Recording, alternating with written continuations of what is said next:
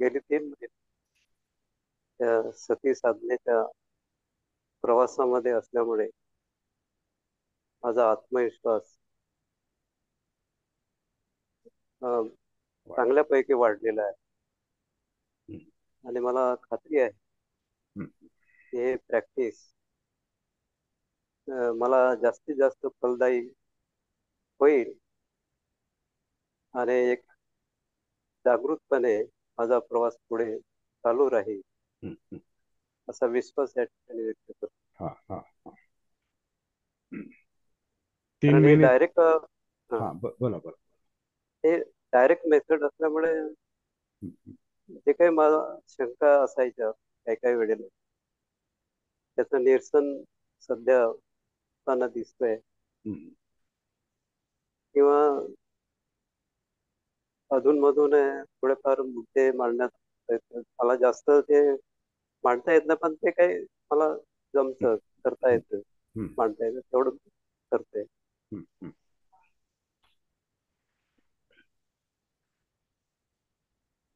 आणि मला वाटतं ते अजून हे जे आपले ज्या सिस्टीम आहेत 13-14 सांगितलेले त्याचा परिणाम श्वासावर होतो नाही, बरोबर आहे ना? 13-14 सिस्टीम त्याच्यावर जीवन चाललेलं आहे आपलं. हम्म, आणि त्या आपल्याला दिसणार नाहीत, आपल्या सती साधनेमध्ये त्या दिसणार नाहीत. त्याचं कारण असतं हम्म, त्या 13-14 सिस्टम ह्या मेडिकल सायन्सनं चिरफाड करून शोधलेल्या आहेत. हम्म. आणि आपण काय चिरफाड करत नाही. नाही. आपला अभ्यास जो आहे, आपले अनुभव जे आहेत, हे जाणीवांच्या आधारे आहेत. फिलिंग हम्म, हम्म, जे आपल्याला जाणवतं, वेदना ज्याला पालीमध्ये आपण वेदना म्हणतो, जे हम्म, आपल्याला जाणवतं त्या जाणीवांचा हा अभ्यास आहे. म्हणजे मी म्हणतो हा जाणीवांचा प्रवास आहे आपला. हम्म, मग जसं आपल्याला श्वास जाणवतो, काया जाणवते, जिवंतपणा जाणवतो, म्हणजे जाणीवा परत जाणवतात, चित्त जाणवतं, चित्ताचे हेलकावे जाणवतात, हे पाहिजे ते नको, असं पाहिजे तसं नको, कायम काही ना काही पाहिजे असतं किंवा काही ना काही नको असतं. तर ते तुमच्या इंद्रियांचे विषय असोत वर्तमानातले, नाहीतर मेमरीतले विषय असोत भूतकाळातले, किंवा इमॅजिनेशन असो, कल्पना कल्पना काही वाईट कल्पना जरी मनामध्ये आली, उदाहरणार्थ स्वप्नामध्ये येतात, बऱ्याच बऱ्याच वेळा हम्म. बघा स्वप्न पडतात, किंवा अशी वाईट कल्पना वाईट विचार मनामध्ये येतात आणि त्याचा त्रास होतो, मग आपण म्हणतो नको नको ते, तसं नको. म्हणजे जे काही येतं ते एक तर पाहिजे असतं किंवा नको असतं, तर ते चित्त आहे. आणि याचं इंटरप्रिटेशन जे चाललंय ते मनात चाललेलं आहे, मनोधम्मात चाललेलं आहे, विचार प्रक्रियेत चाललेलं आहे, ब्रेन मध्ये चाललेलं आहे. आणि हे सगळं आपल्याला कशामुळे जाणवतं? जाणीवांमुळे, जाणीवांच्या जाणीवा म्हणजे फिलिंग. ते हे जाणीवा आहेत म्हणून आपला अभ्यास आहे, जाणीवांचाच अभ्यास आहे हा. आणि हा जाणीवांचा अभ्यास, ही सती जागृती, जाणीवांची जागृती जितकी खोल जाईल तितकं आपल्याला आपलं अस्तित्व जीवन समजत जाणार आहे. आणि तितके तितके आपले जे ब्लॉकेज आहेत, आपले जे तणाव आहेत, आपले जे टेन्शन्स आहेत, चिंता आहेत, अस्थिरता, आपल्या जीवनात जे जे काय आहे, प्रत्येकाच्या जीवनात वेगवेगळे अनुभव असतात, यातनांचे, दुःखांचे. कारण प्रत्येकाचं जीवन, प्रत्येक जण वेगळ्या पद्धतीने जीवन जगलेलं असतं. प्रत्येकावर वेगवेगळे तसे परिणाम झालेले असतात.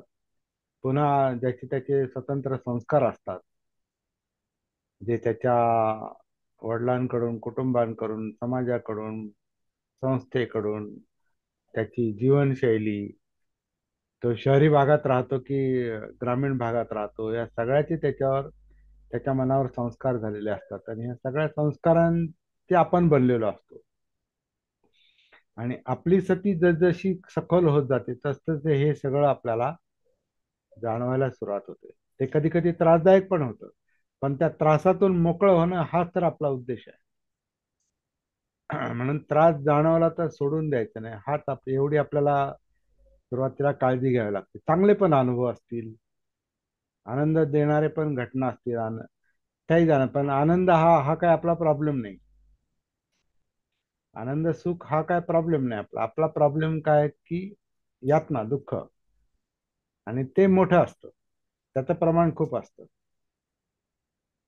त्याचं प्रमाण हे सुखापेक्षा अनेक पटींनी मोठं असतं. सुख पाहता जवा पाडे, दुःख पर्वता एवढे, हा माणसाचा अनुभव असतो. सुख एखाद्या म्हणजे जवळ जवळ जवळ म्हणजे जवस, किंवा एखादा दाणा, तर सुख एखाद्या दाण्यासारखं असतं, आणि दुःख पर्वता एवढं असतं असं म्हटलेलं आहे. तर तो आपला अनुभव पण आहे आणि प्रॉब्लेम पण आहे, आणि तो प्रॉब्लेम सोडवायचा, त्याला दुःखमुक्तीचा हा मार्ग म्हणतात. आणि जेव्हा दुःखमुक्ती संपूर्ण मिळेल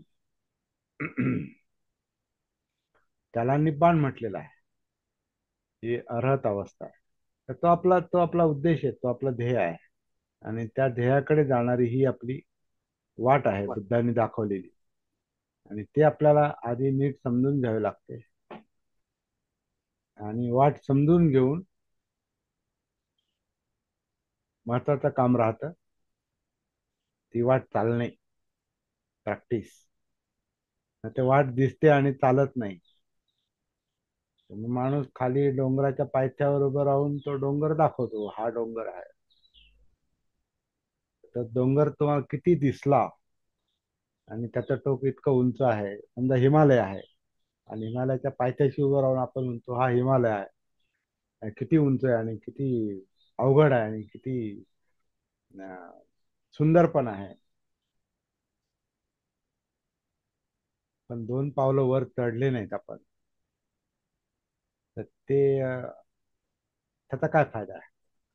कारण वरती वरती काय असणार आहे, हिमालयाच्या वरती काय असणार आहे? तुम्ही जसजसे वरती जाता, म्हणजे डोंगर चढता, ज्यांना आता डोंगर आपण ज्यांना चढण्याचा एक अनुभव आहे, अं, थोडाफार तरी, तो आयुष्यात माणसाने घेतला पाहिजे कधीतरी. मी 78 80 82 पर्यंत मी ट्रेकर होतो, ट्रेकर म्हणजे डोंगर चढणं किंवा पायी प्रवास करणं, तर तो वेगळा आनंद असतो. कारण वरती एक आपण जास्तीत जास्त नैसर्गिक हवेच्या संपर्कात जातो, नैसर्गिक हवेच्या संपर्कात.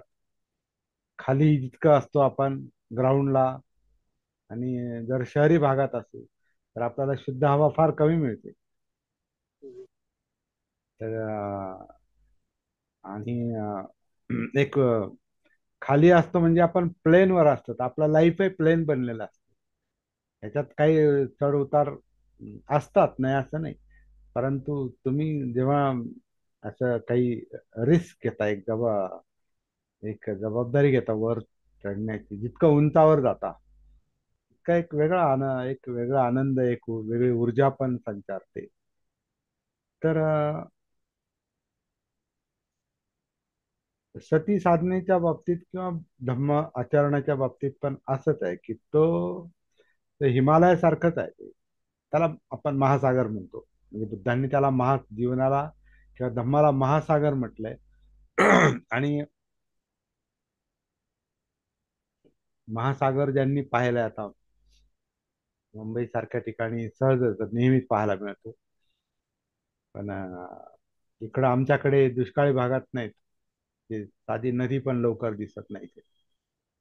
नगरमध्ये तर नदी पण नाही. एक नदी आहे, ती नदी जवळपास बुजली अक्षरशः. ओढ्याचं रूप आहे त्याला. म्हणजे पाण्याशी संपर्क नाही, जलाशी आमचा संपर्क नाही. परंतु काहींच्या ठिकाणी आता अशोक मस्कींच्या घराजवळूनच नदी वाहते. साळे सर तर नगरचेच आहेत, सुनंदा, तिचा माझा अनुभव सेम आहे. नाही, पण तिच्या गावी माहेरी आहे थोडा ओढा, ओढा वगैरे आहे, नदी आहे, तर तिने अनुभव आहे. तर ज्यांना ज्यांना तो जलाशय जितका मोठा असतो, विस्तृत जेवढा असतो, तेवढे त्यांचे अनुभव पण तसे बनतात. तर ती जी महासागराची जी विशालता आहे, ती विशालता पाहिल्यानंतर आपल्या मनामध्ये एक विशालता येऊ शकते. सगळ्यांना ती येईल असं नाही, पण येऊ शकते. सागर, आणि जे लोक सागरामध्ये पोहतात त्यांचा वेगळा अनुभव असेल. आता आपण काय पोहलो नाही, मी तर पोहलो नाही. सागराची खोली ज्यांना माहिती आहे, समजा पाणबुड्यांनी जे जातात सागराच्या खोलीमध्ये, त्यांचा अनुभव वेगळा असेल. म्हणजे आता आपण हिमालयाच्या उंचीतून आपण सागराच्या खोलीकडे दोन दोन टोकाचे विचार करतो, पण दोन्ही चॅलेंजिंग आहेत, दोन्ही आव्हान आहेत. तसं हे धम्म आचरण हे एक आव्हान आहे. आणि आव्हान जेवढं जास्त पेलता येतं तेवढा आपला आत्मविश्वास वाढतो. आता जसं ढानके सरांनी सांगितलं की माझा आत्मविश्वास वाढला. आत्मविश्वास वाढतो म्हणजे काय? आपल्यातली न्यूनता, न्यूनगंड, कमीपणाची भावना, डिसॅबिलिटी असेल आपली काही, म्हणजे आपण काही बाबतीत आपण वीक असू, काही आपल्याला जमणार नाही, हे आपल्याला होणार नाही, हे आपल्याला समजत नाही, अशी जर भावना असेल तर साधनेच्या, जागृतीच्या या साधनेतून तो न्यूनगंड, ती भावना, तो कमीपणा आपोआप कमी होतो. कारण ह्याच्यामध्ये आपल्याला एक जाणवतं आपण खोलामध्ये चाललोय. मग ते फार महासागराच्या खोलात जरी नसलं तरी आपण नदीच्या प्रवाहात, म्हणजे जीवन प्रवाह नदीसारखा आहे, सागरासारखा आहे. आपण त्याच्यात उतरतो तर तो एक वेगळा आनंद असतो. आपण स्वतःला ओळखू लागतो. आणि जसजसं आपल्याला स्वतःला ओळखतो आपण, ग्रीक ग्रीक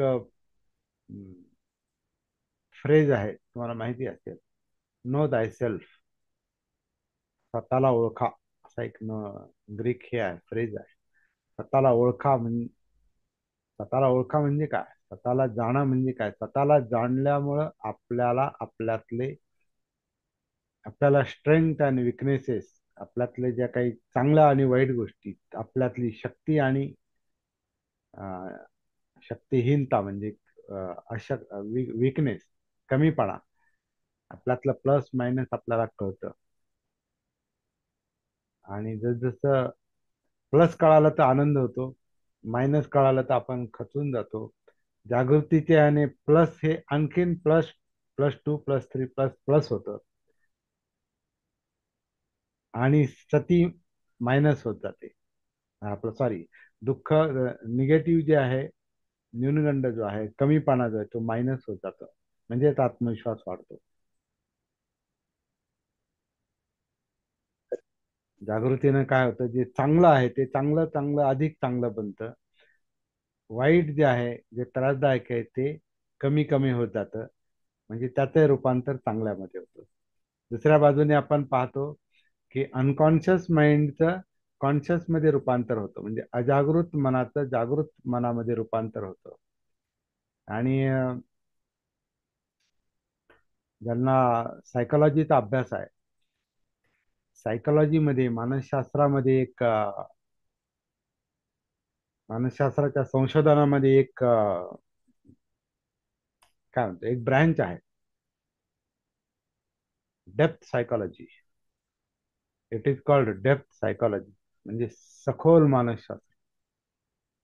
तर त्या सखोल मानसशास्त्राचं, डेप्थ सायकोलॉजीचं एम काय आहे, उद्देश काय त्याचा? तर it is to convert the unconscious into conscious mind. अजागृत अवस्था, अनकॉन्शियस मनाचं जागृतीमध्ये रूपांतर करणं, हे डेप्थ सायकोलॉजीचा उद्देश आहे. ते आता तुम्ही जर ऑनलाईन पाहिलं किंवा काही पुस्तक वगैरे मिळाली तर पहा, डेप्थ सायकोलॉजी.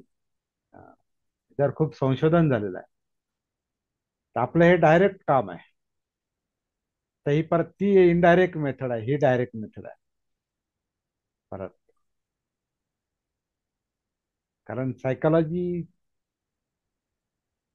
क्षेत्रामध्ये, मानसशास्त्राच्या क्षेत्रामध्ये काम करणाऱ्या लोकांना लोक प्रॅक्टिकली ते स्वतःमध्ये उतरतात की उतरत नाहीत,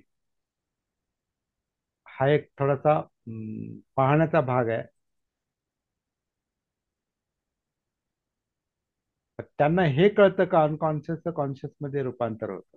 म्हणजे त्यांना प्रत्येकाला कॉन्शियस अनकॉन्शियस जाणवतं, म्हणजे जागृत अजागृत हे जाणवतं प्रत्येकाला, जो स्वतःच्या संपर्कात आहे. आता सायकोलॉजीच्या क्षेत्रामध्ये लोक काय करतात की ते ऍक्च्युअली सायकोथेरपीसाठी वापरतात, म्हणजे ज्यांच्यावर मानसिक परिणाम आहे होतो, ज्या लोकांवर ज्यांच्या मनावर आघात होतात,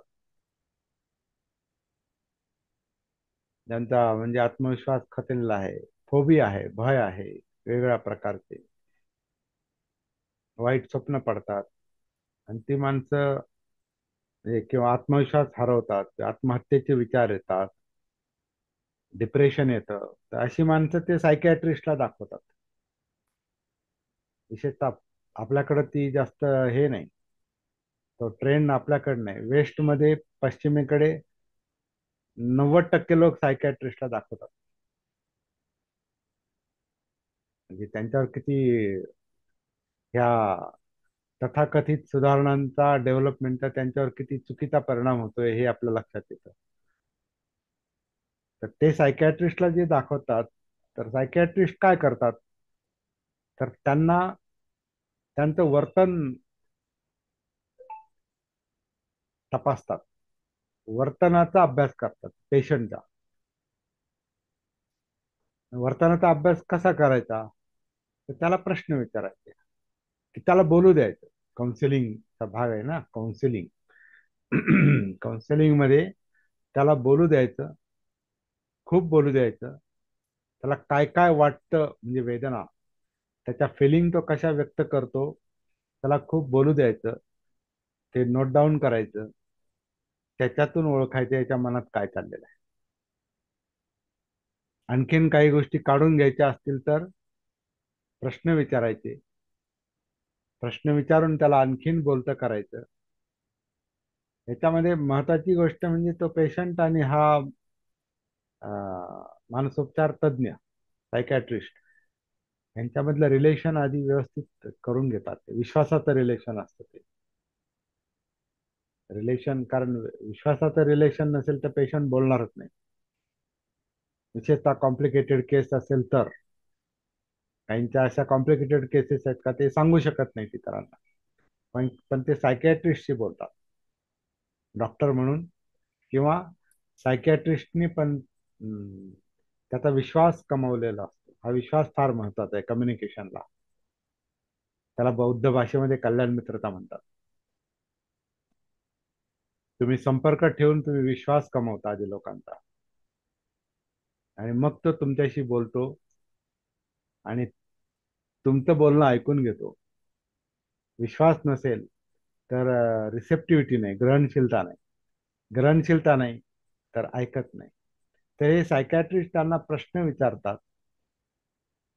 मानसोपचार तज्ज्ञ पेशंटला प्रश्न विचारतात, जर काही आणखीन काढून घ्यायचं असेल तर, आणि त्या सगळ्याचं ते नोट डाऊन करतात. त्याच्यातून त्याची पर्सनॅलिटी, त्याचं व्यक्तिमत्व, त्याचा प्रॉब्लेम, त्याचा भूतकाळ, त्याच्या मनातला त्याच्या मनाची विकृती, त्याच्या मनातलं भय, त्यातला काय न्यूनगंड असेल तो, आणि त्याने तो त्या पेशंट अनेक प्रसंग सांगतो, आणि न सांगता न येण्यासारखे प्रसंग पण तो सांगतो. इतरांना सांगता येण्यासारखे प्रसंग नाही, असे प्रसंग तो अं, मनोरुग्ण म्हणू आपण त्याला, पेशंट त्या सायकियाट्रिस्टला सांगतो.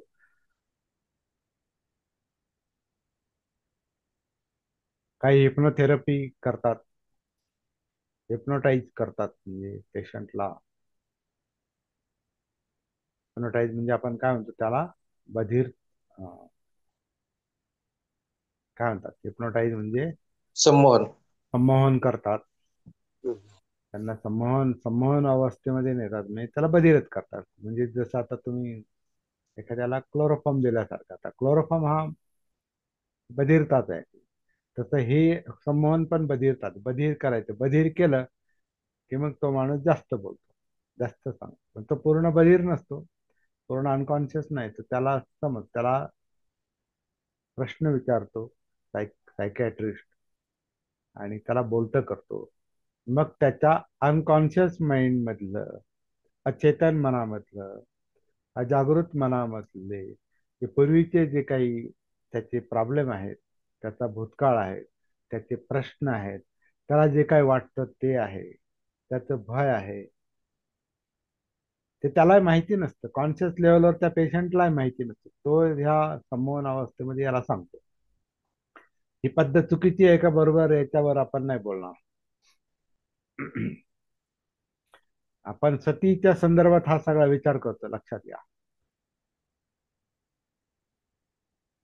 इथं सायकॅट्रिस्ट, तो मानसोपचार तज्ञ काय करतो, त्या त्या व्यक्तीचं लाईफ जाणून घेतोय तो, आणि मग त्याला सांगतो तुझा असा असा प्रॉब्लेम आहे, तू आता त्याच्या विरुद्ध असं असं कर. एक फायदा तर असा होऊन जातो, असं म्हणतात, की तो जे बोलतो, तो पेशंट जो बोलतो, तर तो बोलताना निश्चितच तो स्वतःच्या संपर्कात येतो. इनडायरेक्टली तो आतमध्ये सतीमध्ये येत होतो, आणि सतीमध्ये आल्यानंतर तो नो सेल्फ स्वतःला ओळखतो तो. तर त्याच्यामुळे त्याचं प्रेशर कमी होत असेल मार्ग, त्याच्या लक्षातही येत नसेल. म्हणजे मनोगत व्यक्त केलं, व्यक्त झालं, बोललं, की ओझं हलकं होतं ना, काही लोकांच्या मनावर तो ओझं हलकं होतं बोलल्यावर. तर त्याचं ते ओझं, पेशंटचं ओझं हलकं होतं. उरलेलं ओझं जे आहे, हा मानसोपचार तज्ञ कमी करण्याचा प्रयत्न करतो, आणि मग त्या पेशंटला बरं वाटतं. आता याचा सती साधनेशी जर तुलना केली, तर आपल्याला जर काही त्रास असेल अनकॉन्शियस मध्ये, अचेतन अवस्थेमध्ये, अजागृत अवस्थेमध्ये आपल्याला जर काही त्रास असेल, जो आपल्याला समजत नाही, पण तो जाणवतो. काहीतरी भीती जाणवते, काहीतरी अस्वस्थता जाणवते, स्वप्न पडतात, आपण असंबद्ध बोलतो, म्हणजे गुंतत गुंतत बोलतो, अडखळत बोलतो, ऐकून घेत नाही. हे आपल्या विकृती आहेत त्या. त्याला म्हणजे शारीरिक कारणं पण असतात, आणि मानसिक कारणं पण असतात. शारीरिक कारणाचं म्हणजे आता समजा मला, माझा हिअरिंग प्रॉब्लेम आहे ना, तर मला मोठ्याने बोलायची सवय आहे आणि रिपीट करायची सवय आहे मला. आता हे कानावर लावल्यावर नाही होते, पण नॉर्मल बोलण्यामध्ये मी एक तर लवकर पटकन कोणाचं ऐकून घेत नाही, कारण मला ऐकू येत नाही. तर माझी मानसिकता कशी आहे, की मला टाळायचं नाही, टाळायचंय मला, आणि माझं सांगायचंय. तर मग माझं सांगताना मी जास्त बोलतो, आणि समर्थ म्हणतो जर ऐकून घ्या, मी काय म्हणतो ते ऐकून घ्या. कालचीच घटना आहे, कालच, म्हणजे बघा अजून माझ्या त्याच्यात इतकं ते पक्के हॅबिट झालेली मला. मशीन नव्हती कानाला लावलेली, ऐकायला कमी येत होतं. बँकेत गेलो होतो, आणि मला एक स्टेटमेंट पाहिजे होतं बँकेचं, खात्यात बॅलन्स बॅलन्स स्टेटमेंट पाहिजे होतं टॅक्स साठी. तर ते त्या मुलगी होती तिथे काउंटरला, तर तिला मी म्हटलं मला स्टेटमेंट पाहिजे. तर ती म्हणली स्टेटमेंट देता येत नाही. तर ती का मी ऐकलं नाही. ते परत म्हणलं मॅडम स्टेटमेंट पाहिजे मला. ती म्हटली तुम्हाला सांगितलं ना, ते असं असं मिळत नाही, तुमचा ईमेल आय डी द्यावा लागेल. म्हटलं देतो. म्हटले फॉर्म भरा. तर ते जे जे काही ती सांगत होती, इतकी हळू सांगत होती, की मला ते तीनदा तीनदा जोरात विचारावं लागायचं. तेव्हा ती तुम्ही ऐकून घेत नाही तुम्ही. आता तिला मला सांगता येत नव्हतं, की मला ऐकायलाच येत नाही, त्यामुळे तुम्ही एक तर मोठ्याने बोला. पण मी ते जोरात बोलायचो, आणि ते, पण मी ते थोडस ओळखलं तिला काय म्हणायचं. तर बँकिंग फील्डमध्ये काम केल्यानंतर तो त्या काउंटरला कसा कंटाळा येतो बोलण्यात, ते मला माहिती आहे, चांगला अनुभव आहे बँक ऑफ महाराष्ट्रमध्ये असताना. तर ते मी थोडस लक्षात घेतलं, मग मी तो फॉर्म भरून दिला.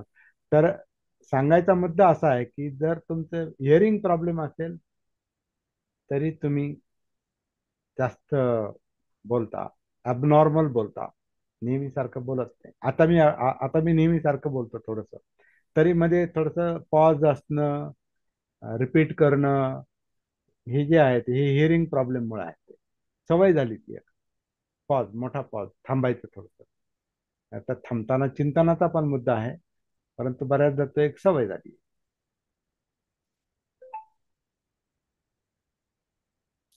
थांबलो होता मी.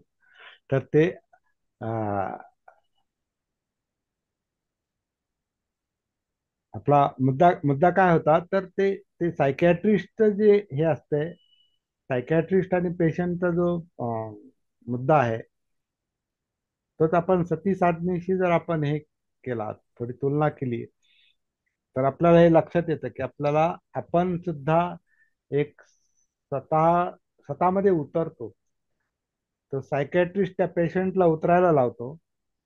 आपण जागृती मुद्दाम, म्हणजे आता श्वासाच्या निमित्ताने कायेमध्ये उतरतो, जिवंत कायेमध्ये उतरतो, जाणीवा, चित्त, मनोधम्म, विचार प्रक्रिया म्हणजे ब्रेन, मग इंद्रिय, ते सगळं चालू त्याच्यामध्ये. सतीमध्ये सगळंच आलं, अख्खं जीवन येतं पुढं. सतीचा विषयच अख्खं जीवन आहे, अख्खं वर्तन आहे. आपलं वर्तन आहे, आपलं बोलणं आहे, चालणं आहे, बसणं उठणं सगळं आहे, पाहणं ऐकणं, गंध चव स्पर्श, आपला श्वास, आपलं आपलं हार्ट, आपलं पचनक्रिया, आपलं हे आणखीन काही गोष्टी असतील आजूबाजूला, ग्रंथी, आपले नर्वस सिस्टम, आपलं ब्रेन, सगळं सगळं सगळं त्याच्यामध्ये येतं. सतीपठ्ठांमध्ये चारही सगळं येतं ते. काया वेदना चित्त मनोधर्म म्हणजे अख्खं अस्तित्व येतं. तर हे अख्खं अस्तित्व जर आपल्याला सतीमुळे पाहता आलं, अनुभवता आलं, तर आपल्या व्यक्तिमत्वातले, आपल्या मनातले, वर्तनातले सगळेच्या सगळे बारकावे आपल्याला हळूहळू हळूहळू लक्षात येतात.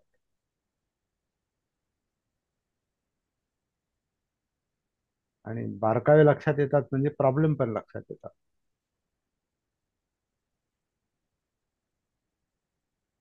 आणि जागृती ते प्रॉब्लेम सोडवते.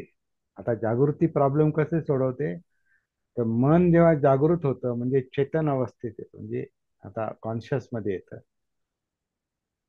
मन जेव्हा जागृत होतं तेव्हा मनाला संधी मिळते त्याचं टेन्शन कमी करण्याचं, त्याची त्याला, कारण ते स्वतः धडपड करतात. तशी धम्मपदातली गाथा आपण बराच वेळा त्याचा उल्लेख करतो. फार इंटरेस्टिंग गाथा आहे. पाण्यातून बाहेर काढलेला मासा जसा पाण्यात जाण्यासाठी तडफडतो, तसं हे चित्त मन त्रासाच्या बंधनातून, म्हणजे मार म्हटलंय त्याला, त्रासाच्या बंधनातून सुटण्यासाठी तडफडतं म्हणे. मासा जसा पाण्यात जाण्यासाठी तडफडतो, तसं हे मन मुक्तीसाठी तडफडतं, निब्बाणासाठी तडफडतं. फार इंटरेस्टिंग आहे. तर जेव्हा आपण सतीचा अभ्यास करतो, जागृतीचा अभ्यास करतो, मनाला स्वतःचा बोध होतो. म्हणजे नो दाय सेल्फचा जो मुद्दा आहे, स्वतःला ओळखा, स्वतःला पहा, तर मन मनाला पाहू शकतं, जागृत मन. आणि मग पाहिल्यानंतर त्याला त्यातले जे काही प्रश्न असतील, म्हणजे आपल्या प्रत्येकाचे, आपल्या मनातले जे जे काही प्रश्न असतील, ते प्रश्न आपल्याला जाणवतात, म्हणजे आपल्या मनाला जाणवतात. आणि जसं आता उजेड आहे, मला डोळ्याला दिसतंय, उजेड आहे, आणि मला असं वाटलं की ही वस्तू इथं नको, इथं पाहिजे, तर मी उचलून इथं ठेवू शकतो. किंवा हे असं नाही, असं पाहिजे, तर मी तसं करू शकतो. का? उजेड आहे आणि मला डोळ्याला दिसतं. त्याच्यामुळे आपण नीट करतो. नीटनेटके म्हणजे सामान आवरतो, जसं आपण सामान आवरतो, नीट करतो. म्हणजे काय करतो, व्यवस्थित ठेवतो. कशामुळं? प्रकाश आहे, आपले डोळे आहेत, आपल्याला दिसतंय. तसं मन आहे, जागृतीचा प्रकाश आहे, आणि मध्ये सगळं अस्ताव्यस्त, मनामध्ये जे काय आहे ते, जे काय प्रॉब्लेम आहे ते, आपला राग असेल, आपला आपला द्वेष असेल, आपल्यातला कामछंद असेल, आपल्यातला आळस असेल, आपल्यातली चंचलता असेल, अस्थिरता असेल, अस्वस्थता असेल, डाऊट असतील, आपलं अति बोलणं असेल किंवा आपलं अति कमी बोलणं असेल, आपली सगळंच आपलं काया वेदना चित्त मन सगळंच आपल्याला त्या जागृतीच्या प्रकाशामध्ये दिसतं. आणि ज्याचा त्रास होतो, अकुशल म्हटलंय त्याला. अकुशल म्हणजे त्याच्यामध्ये स्किलफुली त्या गोष्टी नाहीत, अशा त्या अस्ताव्यस्त पडलेल्या आहेत. का आपल्या समोर अस्ताव्यस्त पसारा पडलाय आणि प्रकाशामध्ये पण दिसतोय तो. अंधार असेल तर दिसणार नाही. तसं जागृतीच्या सतीच्या प्रकाशामध्ये मनाला त्या गोष्टी दिसतात. ते स्वतःच त्याला ऑर्गनाइज करतं, व्यवस्थित करतं.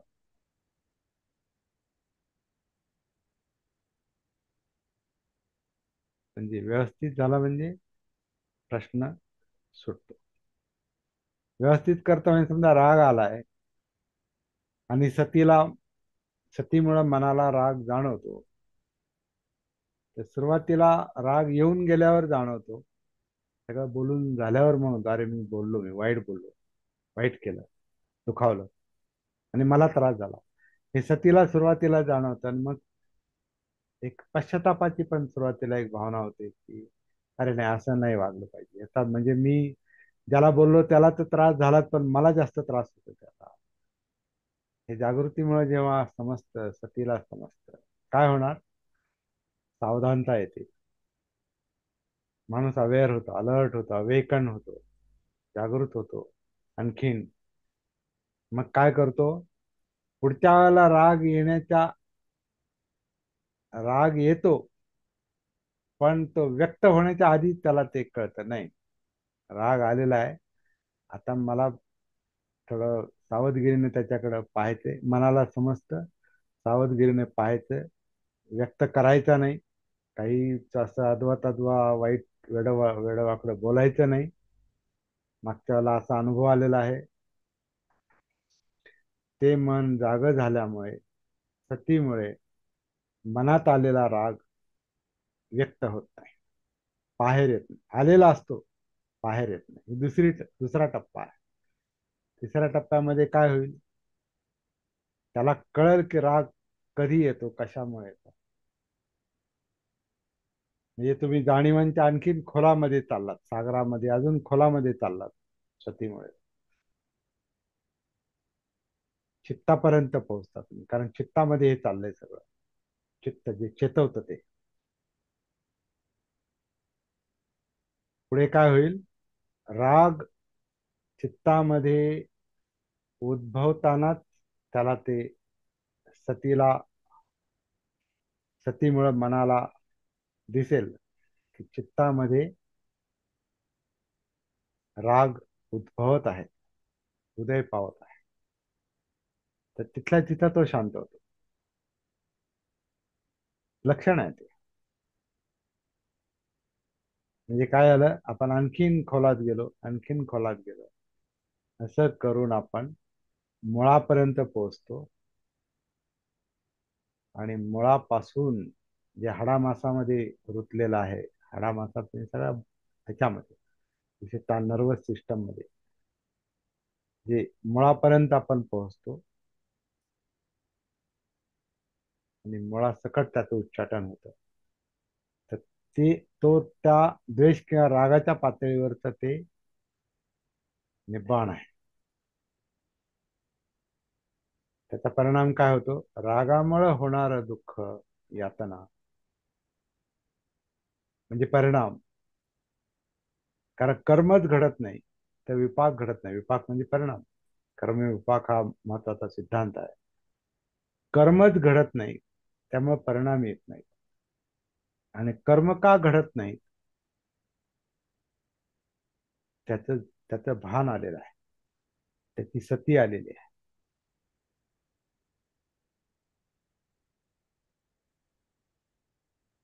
तर ते असं म्हटलं तर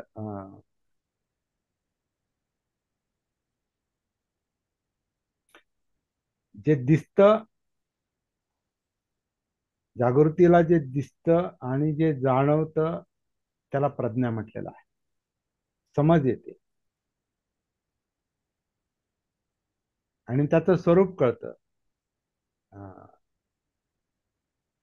एकतर दुःख, यातना ज्या होतात त्याचं स्वरूप न कळाल्यामुळे होतात. म्हणजे सब्बे संखारा अनिच्चाती यदा पय्याय पස්සती अथ निबिंदती दुःखे ये समग्गो विशुद्धिया. तर चित्तशुद्धीमध्ये काय होतंय की चित्तशुद्धी कशी होते म्हणजेच आता हा उदाहरणार्थ राग आहे, एक उदाहरण घेतलं आपण. याच्यामध्ये आपण या रागाच्या जागी आपले कोणताही आपला प्रॉब्लेम आपण टाकू शकतो. भीती असेल, फोबिया असेल, अतिरिक्त काम वासना असतील, आळस असेल, चंचलता असेल, अनिश्चितता असेल, डाऊटफुल नेचर असेल, हे ते रागाच्या जागी तुम्ही कोणते उदाहरण टाकू शकता आणि त्याच्या मुळापर्यंत अशा प्रकारे पोहोचू शकता. तर तिथं पोहोचल्यानंतर मग त्याची एक प्रज्ञा येते, एक समज येते. उदाहरणार्थ अं,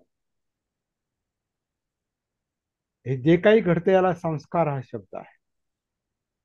आपण जे काही आतमध्ये पाहतो याला संस्कार हा शब्द आहे. उदाहरण, संस्कार म्हणजे ज्या गोष्टी करायला भाग पाडतात त्याला संस्कार म्हणतात.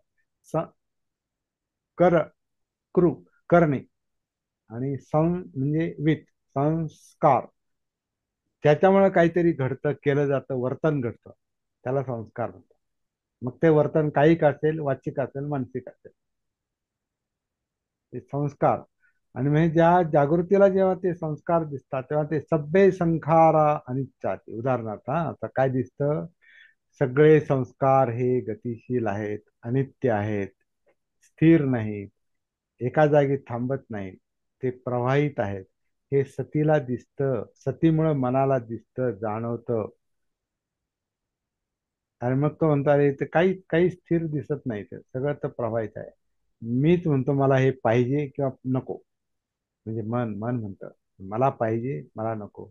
याच्यात तर काही स्थिर दिसत नाही, सगळं प्रवाहित आहे, गतिशील आहे. श्वास गतिशील आहे, काया गतिशील आहे, जाणीवा गतिशील आहे, चित्त गतिशील आहे, विचार गतिशील आहे. सगळं सगळं सगळं जसं आता हा हात हालतोय ही गतीच आहे, तर सगळं गतिशीलच आहे, सगळं गतीच आहे. तर हे प्रज्ञेला दिसतं. तो म्हणतो त्याला समजतं सब्बे संखारा इच्छाती यदा पर्याय पसती. हे जो प्रज्ञेनं पाहतो म्हणजे ही समज, प्रज्ञा म्हणजे जे घडतंय त्याची समज, जी जी जी समज मनाला येते आणि सतीमुळे येते, जागृतीमुळे येते, त्या जागृतीच्या प्रकाशामध्ये येते. यदा पर्याय पसती, जो हे प्रज्ञेनं पाहतो काय की सर्व संस्कार अनित्य आहेत, तर तिथं त्याच्या मुक्तीची सुरुवात होते. अथ निबिंदती दुःखे, तिथल्या तिथं दुःखाचा निर्वेद होतो, थांबतं. त्याचा लगेच त्याचा परिणाम होतो, निर्वेद होतो. निर्वेदचा वेगळा अर्थ केला जातो, परंतु त्याचा अस्तित्व राहत नाही. नॅचरली, हे नॅचरल आहे. एका आपण निसर्गाचा गुणधर्म आहे. दुःख नैसर्गिकच आहे, दुःख मुक्ती पण नैसर्गिक आहे. दुःख कसं निर्माण झालं आपल्याला माहिती नाही, फक्त आपल्याला त्याचा अनुभव येतो. ते नैसर्गिकपणे निर्माण झालेलं असतं. विकृती पण नैसर्गिकच असतात आणि त्याची स्वीकृती केल्यानंतर त्याच्यातून जी मुक्ती आहे ती पण नैसर्गिकच आहे. म्हणजे इथं आपण काय करतो, ऍक्च्युली काहीच करत नाही. आपण जे नेहमी म्हणतो की म्हणजे आपल्याला प्रॅक्टिस करायची म्हणजे ऍक्च्युली काहीच करायचं नाही. सती म्हणजे काहीतरी करणं नाही, जे आहे ते जे घडतंय ते पाहणं आहे. तर आता ही एक एक एक प्रज्ञा ही येते की सगळे संस्कार अनित्य आहेत. हे जो प्रज्ञेने पाहतो तिथल्या तिथं तो दुःखातून मुक्त होतो आणि त्याचं चित्त शुद्ध होतं. हे समग्गो विशुद्धिया. हा विशुद्धीचा, चित्तशुद्धीचा किंवा जागृतीचा तो मार्ग, जागृतीचा तो एक मार्ग आहे. कारण हे सगळं जागृतीचाच प्रवास आहे, हा सतीचाच प्रवास आहे. पुन्हा दुसरी प्रज्ञा त्याला येते, असं म्हणतात की सब्बे संखारा दुःखाती. सगळे संस्कार जे आहेत हे आत उतरल्यानंतर, आपल्या जीवनाच्या संपर्कात आल्यानंतर, काया वेदना चित्त मनोधम्म ह्याच्या सगळ्याच्या संपर्कात आल्यानंतर सगळं दुःखच जाणवतंय, सगळं डिस्टर्बन्सच जाणवतंय, काही ना काही प्रॉब्लेमच आहे. बसलो तरी प्रॉब्लेम, उभं राहिलं तरी प्रॉब्लेम, चाललो तरी प्रॉब्लेम, झोपलो तरी प्रॉब्लेम, बोललो तरी प्रॉब्लेम, नाही बोललो तरी प्रॉब्लेम, ऐकायला येत असलं तरी प्रॉब्लेम, नाही येत तरी प्रॉब्लेम.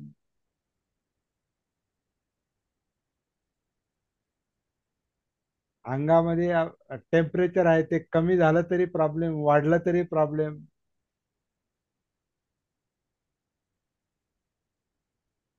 सगळं असून पण प्रॉब्लेम, नसून पण प्रॉब्लेम. म्हणजे जे हवरटपणा आहे, लोभ आहे, त्या लोभानुसार काही आपण मिळवलं, केलं, उपद्व्याप केले, ते सगळे करूनही अस्थिरता आणि अशांतता. आणि लोभाप्रमाणे नाही झालं मग तर आणखीन अस्वस्थ होतं. म्हणजे लोभ आणि द्वेष दोन्ही ते प्रॉब्लेम आहेत.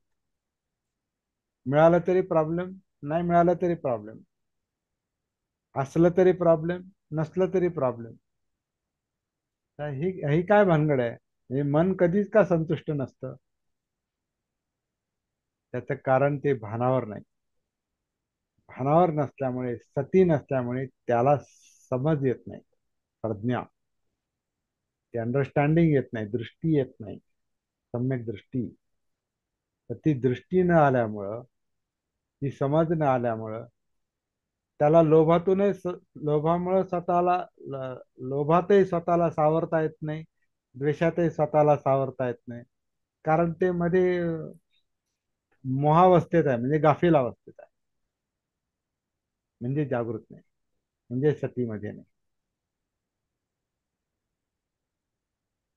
तर सब्बे संखारा दुःखाती यदा पय्याय पसती अथ निबिंदती दुःखे ए समग्रो विसुद्धिया.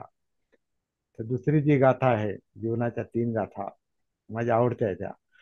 ही दुसरी गाथा जी आहे की सगळे संस्कार दुःख आहेत, ते काही करा ते दुःखच आहे. त्याला किती द्या, किती प्रोव्हाइड करा, किती त्याचे चोचले पुरवा, किती त्याच्यावर खर्च करा, किती त्याच्या मागे पळा, अस्वस्थता, असंतुष्टी तशीच राहते जोपर्यंत त्याचं भान येत नाही. त्यामुळे सर्व संस्कार हे दुःखच आहेत. सर्व संस्कार म्हणजे जीवन. जीवन हे दुःखच आहे. म्हणून बाळ जन्माला आल्याबरोबर रडतं, बोंबलतं, आणि मरायच्या वेळेला पण यातना असतात. म्हणजे जीवनाचं एक टोक जे जन्म आहे तिथे रडणं, गागणं, आरडा ओरड, बोंबलणं असतं. आणि जीवनाचं दुसरं टोक जे मृत्यू आहे तिथे पण रडणं, गागणं, विव्हळणं, नको नको, थांबा जरा, मला मरायचं नाही, मला वाचवा, हे राहिले, ते राहिले, पोरांचं कसं होईल, पोरांचं झालेलं असेल तर पुढं कसं होईल, पोरीचं लग्न झालं पण नीट नांदवत नाही, पोराचं लग्न झालं पण पोरग विचारित नाही. मरता मरता ते पण त्या चिंतेतच त्याचं हे, म्हणजे तिथेही शांतता नाही. जन्माला तेव्हाही शांतता नव्हती, आता मराला टेकला तरी शांतता नाही. मग ह्या दोन टोकांच्या मधलं जीवन कसं काय संतुष्ट असेल? ते दुःखच आहे. ते आपल्याला सगळं जाणवत नाही, म्हणून आपल्याला ते त्याचं अस्तित्व पण जाणवत नाही, म्हणून आधी ते जाणवलं पाहिजे. म्हणून ते मुद्दाम बघायचं असतं. आणि ते कसं दिसेल? सती जागृतीमुळे, भानावर आल्यामुळे. मग तो प्रॉब्लेम कळेल, आणि तो प्रॉब्लेम ते मन जागृत अवस्थेत, सतीमध्ये, आपोआपच तो प्रॉब्लेम सोडविल. आपल्याला काही करायचं नाही. आपला एक एक कलमी कार्यक्रम आहे, जागा होण्याचा सराव करणे. एकच काम आहे. हे कसन ते कसन, मी हे करेलन ते करेलन, असं करेलन तसं काही नका करू. तो मनाचा प्रॉब्लेम आहे, ते मन सोडवेल. ते जेव्हा भानावर नव्हतं तेव्हा प्रॉब्लेम होते, अविद्येत होतं तेव्हा प्रॉब्लेम होते, जागृत नव्हतं तेव्हा प्रॉब्लेम होते. ते मन जागृत झाल्यावर, सतीमध्ये आल्यावर, अंधारातून प्रकाशात आल्यावर ते स्वतःच प्रॉब्लेम पाहिल आणि सोडवेल. Mind is the root of all things. मन मुख्य आहे, मनाचं कार्य आहे ते आपण मनावर सोपवायचे. पण मन आपल्याशीच कनेक्टेड आहे आणि त्यामुळे पर्सनल नाही ते. आपण आपलं लाईफ ही काय पर्सनल गोष्ट नाही, त्याला अनात्म म्हटलं. तिसरी गाथा जी आहे, हे सगळे जे धम्म आहेत, धम्म म्हणजे एव्हरीथिंग इन युअर लाईफ, हे जगणं. जगणं म्हणजे धम्म आहे. धम्म म्हणजे प्रत्येक ऍक्टिव्हिटी जी जागृतीला जाणवते. बुद्धाला जो धम्म जाणवतो, जे जीवन जाणवतं, जी ऍक्टिव्हिटी जाणवते, जे क्रिया जाणवतात, जे उलथापालथ जाणवते, जे सुख दुःख काय असेल ते सगळं सगळं कार्यकारण भाव त्याला जे जाणवतं जागृतीला, बुद्धांना, हे धम्म आहेत. आणि हे धम्म म्हणजे हे जीवन, म्हणजे आपण नाही. अनंत, नॉट सेल्फ. आपण नाही. आपण क्रिएट केलं का? आपण ठरवून जन्म घेतला का? आपण ठरवून ठरवून मरतो का, मरणार का? नाही. मग दोन टोका जर आपण ठरवून ठरवून आपण ही जर जगत नाही, तर मग मधलं जीवन आपण स्वतः आपण म्हणून जगतो का? नाही. ते कार्यकारण भाव आहे, ते परिस्थितीनुसार चाललेलं आहे. पण आपल्याला त्याचं भान नसतं, म्हणून असं वाटतं का मी माझं, माझ्यामुळं, मी करतो म्हणून, आणि आता मी असं करील, मी तसं करील. तर काही इच्छाशक्तीनुसार तुमचे व्यवहार, आपले व्यवहार चालू शकतात. परंतु दुःख आणि दुःखमुक्तीला इच्छाशक्ती काम नाही करत. तर मला दुःख आहे मग दुःख नको, आनंद मिळालाय मग तो टिकून राहायला पाहिजे, आपल्या इच्छेनुसार ते होत नाही. ते कार्यकारण भावामुळे होतं, ते कंडिशनिंगमुळे होतं, ते सती जागृतीला दिसतं. मना प्रज्ञा निर्माण होते आणि प्रज्ञा ते प्रश्न सोडवते आणि नॅचरली, नैसर्गिकपणे सोडवते. आपल्याला तिथं आदळआपट करण्याची गरज नाही.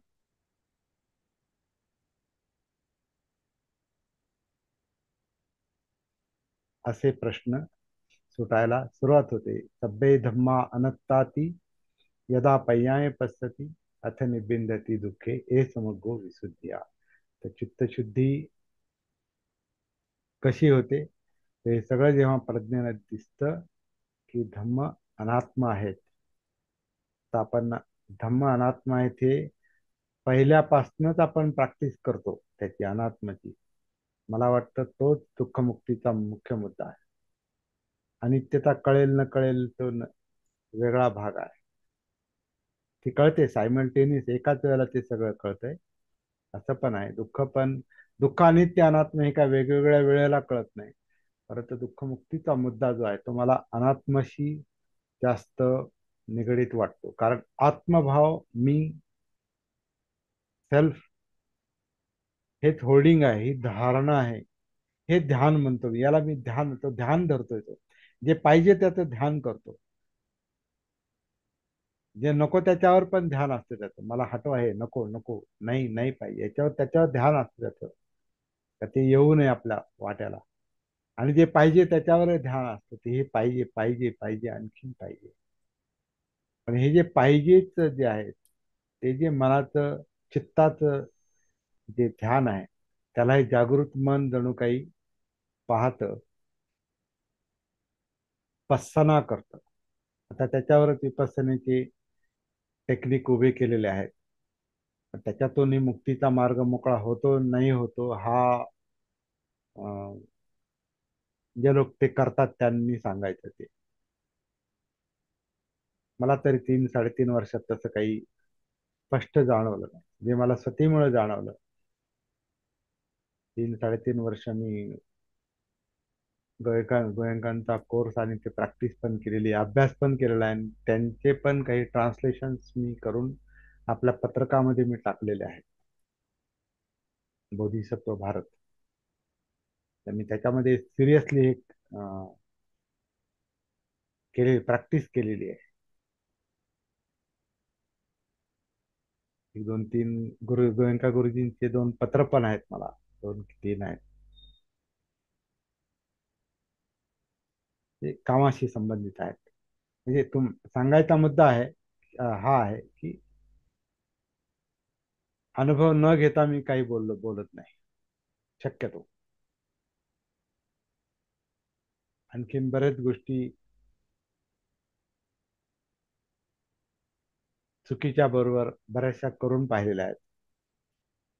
अं, थोडाफार स्टडी केलेला आहे. काही परंपरांच्या डायरेक्ट इनडायरेक्ट संपर्कात आलोय मी. जसं आता थाई परंपरेतली जी काय अजंन चहा का सुमेधो, त्यांचं ऐकून, आता हे ऑनलाईनच ऐकावं लागतं म्हणजे व्हिडिओ त्यांचे, ते ऐकून काही प्रॅक्टिस पण केलेली आहे. काही चांगल्या गोष्टी आहेत, सगळीकडे चांगल्या काही गोष्टी आहेत, कारण ते बुद्धाचं जे आहे ते चांगलंच असणार आहे. परंतु बुद्धांनी नेमकं काय सांगितलं हे नाही आपल्याला माहिती, कोणालाच माहिती नाही. कधी कधी वाटतं बुद्धांची शिकवण बुद्धांबरोबर गेली. आपण त्यातल्या काही गोष्टी आपल्याला काय कळतात, कशा समजल्या ते आपण मानतो. जसं आता मी असं म्हणतो की आता मी हे ग्रंथातले शब्द घेतलेत, शिकवणीतले शब्द घेतलेत, परंतु अनुभवाच्या आधारे त्याची मांडणी केली आणि तुम्हालाही तुमच्या पद्धतीने अनुभव येत जातील. ते असेच येतील असे नाही, तुमचे प्रश्न जसे आहेत त्याप्रमाणे तुम्हाला अनुभव येतील. तसं आता हे जे ज्या परंपरा आहेत, जे गुरु आहेत, त्यांनी त्यांच्या पद्धतीने त्याची मांडणी केलेली आहे. त्याच्यातून जर लोकांना दुःखमुक्ती मिळत असेल तर बेस्ट, चांगली गोष्ट आहे. बुद्धाची शिकवण दुःखमुक्तीसाठीच आहे. मिळत असेल तर, दुःखमुक्ती मिळत असेल तर चांगलीच गोष्ट आहे. नसेल मिळत तर प्रॅक्टिस करणाऱ्यानं स्वतःच पुनरावलोकन करायचं आहे की काय करायचं.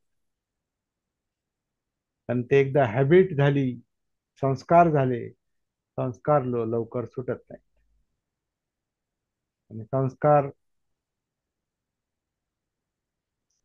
सोडण्याची जेव्हा वेळ येते तेव्हा डाऊट्स निर्माण होतात. अरे बापरे, आता हे सोडायचं का, एवढं केलं इतके वर्ष आणि इतके लोक करतात आणि इतकी मोठी संस्था, इतके लोक फॉलोअर, इतके जगभर त्यांचा प्रसार, इतके त्यांची पुस्तकं ग्रंथ, इतके मानणारे लोक, आणि मग मी सोडून द्यायचं का ते? तर आपल्याला स्वतःच भय वाटतं. तर त्या भयाखालीच बरेच लोक जगतात असे पण दिसतंय मला, पाहतो मी. भयाखाली जगतात का? तर चुकीला चूक म्हणण्याचं धाडस होत नाही बऱ्याच लोकांना. हे धाडस बुद्धामध्ये आपल्याला दिसतं, बाबासाहेबांमध्ये दिसतं. जो गलत है उसे गलत कहना ही चाहिए. म्हणजे टीका करण्यासाठी नाही, आपल्याला वाचवण्यासाठी. तर याला फार मोठं भान पाहिजे, फार मोठी जागृती पाहिजे, सती पाहिजे. म्हणून सतीचाच मुद्दा महत्वाचा आहे. बऱ्याच गोष्टी केल्यानंतर माझ्या लक्षात आलं, बुद्धांची ही जी शिकवण आहे सतीची, जागृतीची, फार कमी हायलाइट होते, फार कमी याच्यावर विचार केला जातो, किंवा तो प्रॅक्टिकल मुद्दा फार कमी दिसतो. तो बुद्धांना संपूर्ण जागृत म्हणतात. सम्मा संबुद्धो इतिपिसो भगवा अरहं सम्मा संबुद्धो. बुद्ध कसे आहेत? असे आहेत. इतिपिसो असे आहेत. कसे? सम्मा संबुद्धो, संपूर्ण जागृत. अरहं म्हणजे दुःखमुक्त आहेत. इतिपिसो भगवा, भगवा म्हणजे भगवा, ज्याने तृष्णेचा नाश केलेला आहे त्याला भगवा म्हणतात. भगवा, भगवान नाही, भगवा. इतिपिसो भगवा अरहं सम्मा संबुद्धो. हे भगवा ते अर्हत आहेत, दुःखमुक्त आहेत, कारण ते संपूर्ण जागृत आहेत. इतिपिसो भगवा अरहं सम्मा संबुद्धो. न पुढे वर्णन केलेलं आहे, विद्याचरण संपन्नो. विद्या आणि आचरण म्हणजे थेरी आणि प्रॅक्टिस, हे दोन्हीमध्ये ते संपन्न आहेत. नुसती थेरी नाही कळाली, प्रॅक्टिस पण कळाली, आणि थेरी कळाल्याशिवाय प्रॅक्टिस पण करत नाहीत. म्हणून ते दोन्हीमध्ये संपन्न आहेत. विद्याचरण संपन्नो सुगतो, त्यांना योग्य गती प्राप्त झालेली आहे, म्हणून सुगत म्हणतात. सुगतो लोकविदू, लोकांना जाणणारे, म्हणजेच अनेक मनोवस्थांना जाणणारे. लोक म्हणजे कोण? अनेक मनोवस्था. प्रत्येक व्यक्ती ही एक स्वतंत्र मनोवस्था आहे. तर लोकविदू, लोकांना जाणणारे किंवा मनोवस्थांना जाणणारे. लोकविदू. इतिपिसो भगवा अरहं सम्मा संबुद्धो विद्याचरण संपन्नो अनुत्तरो. अनुत्तरो. हा, अनुत्तरो. लोकविदू अनुत्तरो असंच आहे ना? अनुत्तरो पुय्यकेत लोकसाती. हा, तर लोकविदू अनुत्तरो. अनुत्तरो म्हणजे त्यांच्यासारखा दुसरा नाही. उत्तर म्हणजे श्रेष्ठ, त्यांच्यापेक्षा श्रेष्ठ दुसरा कोणी नाही. अनुत्तरो पुरीस दम्म सारथी. जे लोक, दमन म्हणजे दुःखमुक्तीसाठी धडपड करतायत, त्यांचे ते सारथी आहेत, त्यांचे ते म्होरके आहेत, त्यांचे ते पुढारी आहेत, त्यांचे ते लीडर आहेत, सारथी आहेत, पुढे नेणारे आहेत. पुरीस दम्म सारथी. सत्तादेव. सत्ता देव मनुष्यानंद वगैरे वगैरे. ते आपल्याला काही गोष्टी ह्या नंतर पण हे येतात त्याच्यामध्ये. सगळ्याच गोष्टीचा आपल्याला मुख्य सार लक्षात घ्यायचा आहे.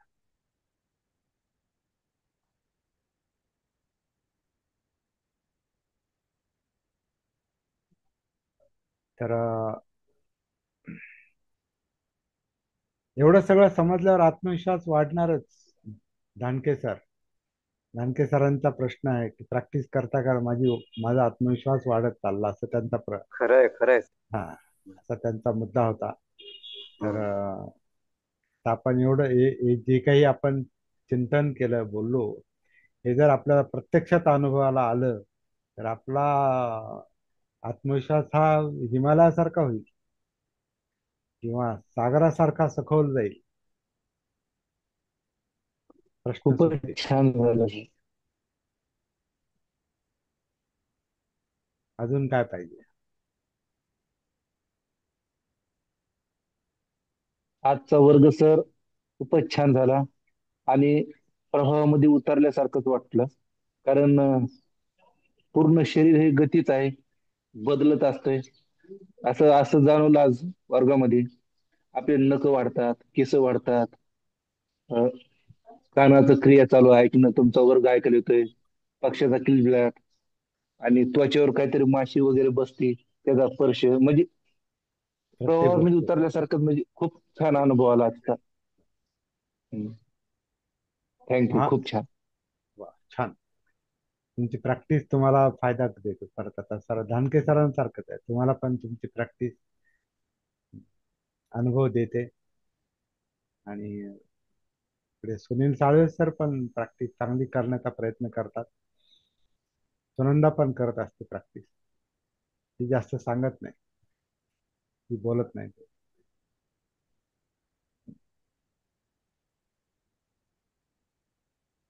तर थांबूया. काय ओके. बोलायचं? साळवे सर बोलायचं काय? तुम्हीच राहिलात आणि हा सुनंदा राहिली. हा. हा सर, मगाशी आपण सांगितलं ते हिप्नोटिझम ते प्रोसेसमध्ये तो पेशंट जो आहे तो अनकॉन्शियस, म्हणजे मनातलं तो बोलून जातो सगळं, हा. आणि तो हा. स्वतःच्या संपर्कात येतो. हा पण तो सतीमध्ये नसतो. हा, सतीमध्ये डॉक्टर असेल असं नाही. हा. तो म्हणजे त्या सायको पेशंटला स्वतःला माहित नाही की आपण काय अं, काय काय घडते. काय घडते, म्हणजे तो जागृत नाही येतो. आणि मनोविकार तज्ज्ञाला पण माहिती आहे का नाही हा प्रश्न आहे. कारण बरेचसे मनोविकार तज्ज्ञ सुद्धा अगदी सिग्मंड फ्राईडचे शिष्य फ्राईडच्या विरोधात गेले. हम्म.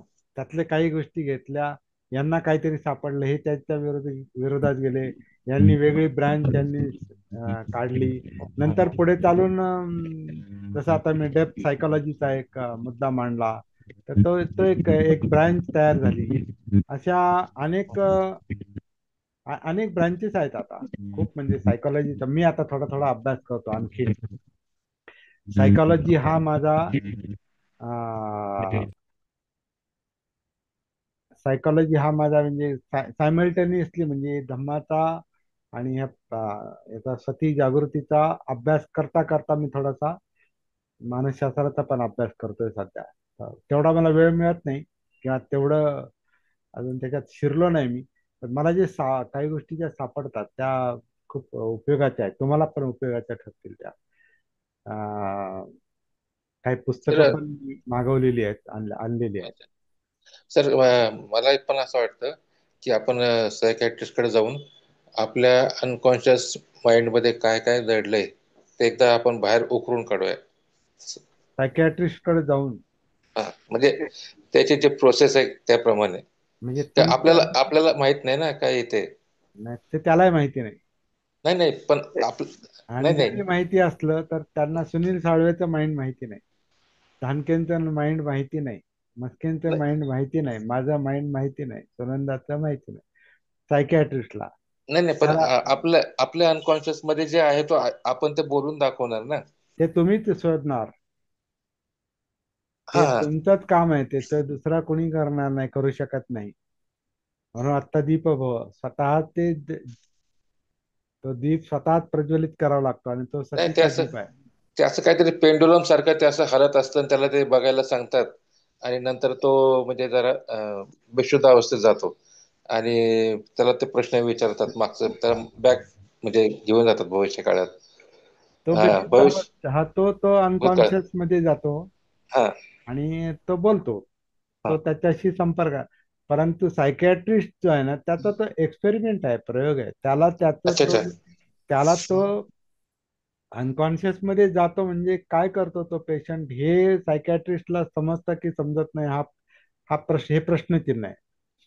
परंतु तो पेशंट त्या अवस्थेत गेल्यानंतर जे बोलतो शब्द, ते जे बोलतो त्याच्या आधारे हा सायकॅट्रिस्ट त्याचा निष्कर्ष काढतो, लक्षात घ्या. ट्रीटमेंट. पण सायकोलॉजिकल लेवलवर काय घडतं हे त्या पेशंटलाच तो सतीमध्ये आला तर कळू शकतं. ते डॉक्टरला नाही समजू, इम्पॉसिबल आहे ते. ही इंडिव्हिज्युअल साधना आहे, व्यक्तिगत साधना आहे. जरी काही गोष्टी आपल्या एकसारख्या असतील, परंतु मला शोधण्याचं काम मलाच करावं लागेल, तुम्हाला शोधण्याचं काम तुम्हालाच करावं लागेल. ते म्हणून प्राथमिक आहे. बुद्धाने सुद्धा ते म्हटले, मी मार्गदाता आहे, मी फक्त पॉइंट आउट करू शकतो. मी तुम्हाला बोटाला धरून नाही नेऊ शकत इथे, अशक्य आहे ते. अख्खा तारो तथागता म्हणजे तथागत फक्त ते व्यक्त करतात, सांगतात. तुम्हीही किच्चंग आतप्पंग तुम्हाला ते प्रयत्न करावे लागतील, तुम्हाला साधना करावी लागेल, तुम्हाला प्रॅक्टिस करावं लागेल, आचरण करावं लागेल.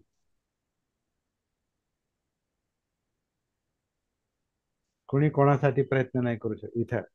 कारण जीवन हे निसर्गाशी कनेक्टेड जरी असलं तरी स्वतंत्र आहे. म्हणून तुमची बॉडी स्वतंत्र आहे, माझी स्वतंत्र आहे.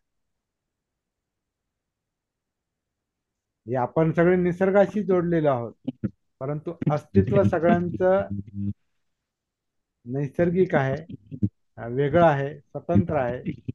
आणि ते स्वतंत्रपणे शोधलं जाऊ शकतो. म्हणून बुद्ध कोणाला बुद्ध बनवत नाही. दुःखमुक्ती ते देऊ शकत नाही, अशी हा ही घे दुःखमुक्ती नाही. ज्याचं त्यालाच करायचं असतं. आणि ही प्रज्ञा, ही समज ज्याला त्यालाच निर्माण करणं गरजेचं आहे.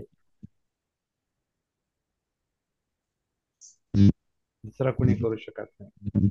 हा, सुनंदा बोल, काय बोलायचं तुम्हाला? हा, मला आज शरीरात म्हणजे ज्या क्लास चालला असताना तुम्ही बोलत असताना मला संपूर्ण अशी गतिशीलता जाणवत होती आणि पोटामध्ये ती जास्त जाणवत होती.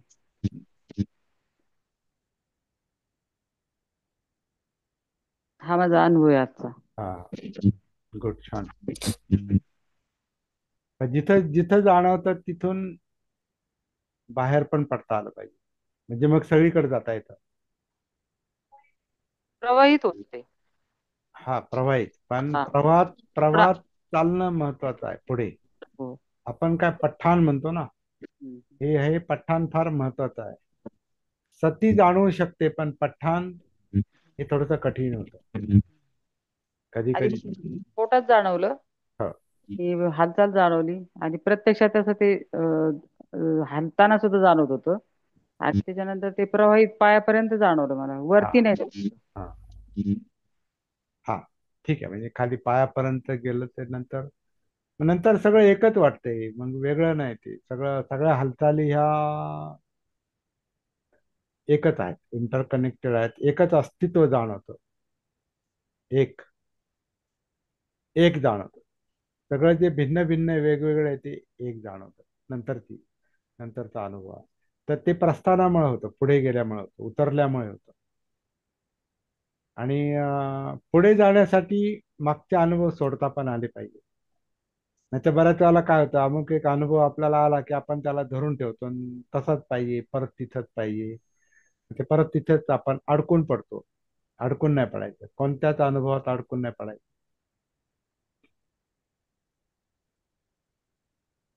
म्हणून श्वास श्वासातून काया, कायातून वेदना, वेदनेतून चित्त, चित्तातून मनोधम्म.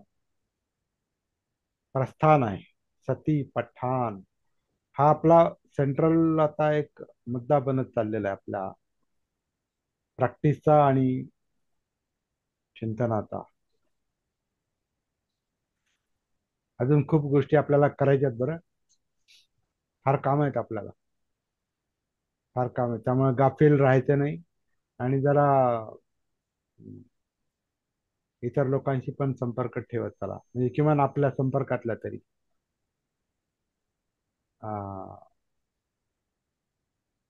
लोक एवढं लाईटली घेतात या प्रॅक्टिसला, हे तर मला वाईट नाही वाटत, पण लोक वंचित होतात ना, आणि बहुजन वंचितच असतात. म्हणून वंचित बहुजन आघाडी.